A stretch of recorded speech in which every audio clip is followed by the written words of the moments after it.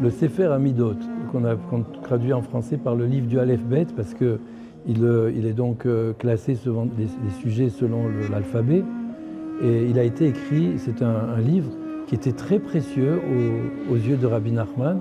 Il a même dit sur lui que c'est ce livre-là qui a fait de lui un juif, c'est-à-dire un bon juif, si on veut dire, quoi.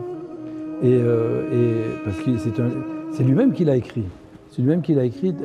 Il était très jeune, très jeune. Il était encore vraiment avant la bar mitzvah. Et de tout ce qu'il a étudié dans la Gemara, le Chumash, les commentateurs, les Midrashim, etc.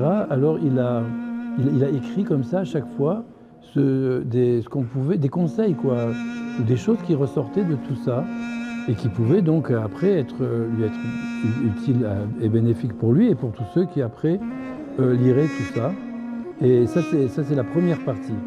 Parce que dans il y a la première partie, il y a la deuxième partie. C'est-à-dire dans chaque sujet, ou presque chaque sujet, par exemple si on prend Eretz Israël par exemple, alors il y a première partie, Eretz Israël, donc première partie, c'est ce qu'il a glané donc, dans tous ses livres qui parlent de Eretz Israël et qu'il a donc voulu que ce soit conservé comme ça dans ce livre.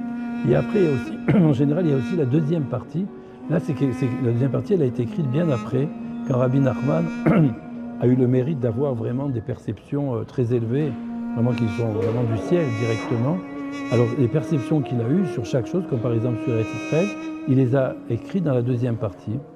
Et c'est vraiment un livre qui plaît beaucoup. On dit même que c'était le livre qui était le mieux connu de tout le livre de Rabbi Nachman pour les Breslev qui habitaient Ouman, donc encore.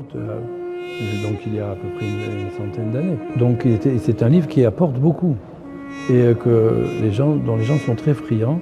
Et c'est bien de l'avoir et de l'étudier.